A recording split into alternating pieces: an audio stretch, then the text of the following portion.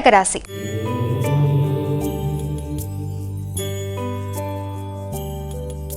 అమ్మ, కర్కాటక రాశి వారికి ఈరోజు ఏ విధంగా ఉంది? కర్కాటక రాశి వాళ్ళకి వ్యక్తిగత విషయాలలో ఎక్కువ శాతం దృష్టి కేటాయిస్తారు.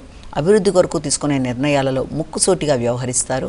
ఆరోగ్యపరంగా, ఆర్థిక పరంగా, ఆలోచన విధానాల్లోనూ అన్ని విధానాల్లోనూ మీకు అనుకూలమైన మార్పులు, అదేవిధంగా స్థిరాస్తులకు సంబంధించిన విషయాలు కూడా కొన్ని కీలక నిర్ణయాలు తీసుకోవడం, కుటుంబ వ్యవహారాలు, తల్లి యొక్క ఆరోగ్యం మొదలైనవి అనుకూలంగా ఉండడం. అయినప్పటికీ కూడా ఆలోచించేటప్పుడు ఎక్కువ శాతం క్రియేటివ్గా ఆలోచిస్తూ ముందుకు వెళ్ళినట్లయితే వృత్తిపరమైన విషయాల్లో మరింత అభివృద్ధి ఉండే అవకాశం అనేది కనబడుతుందన్న విషయాన్ని మనం ఇక్కడ గమనించుకోవాలి. సింహరాశి.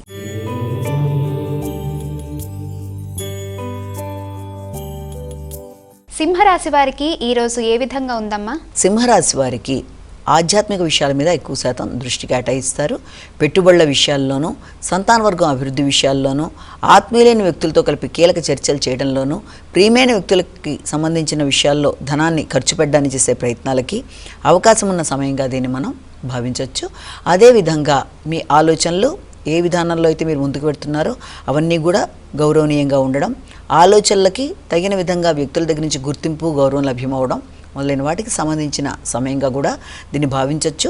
ముఖ్యులు అంటే వృత్తిపరమైన విషయాల్లో కావచ్చు, తోబుట్టులతో కావచ్చు, వారితో చర్చలు చేయడం, వారి కొరకు ధనాన్ని ఖర్చు పెట్టడం, అంటే ఒక సాంఘికమైన కార్యక్రమాల్లో పాల్గొనడానికి ఎక్కువ శాతం అవకాశం ఉన్న సమయంగా అనుకోవచ్చు. అదేవిధంగా ఆధ్యాత్మిక విషయాల కొరకు డొనేషన్స్ లాంటివి చేయడం మొదలైన వాటికి సంబంధించిన సమయంగా కూడా దీన్ని భావించవచ్చు. కన్యా రాశి.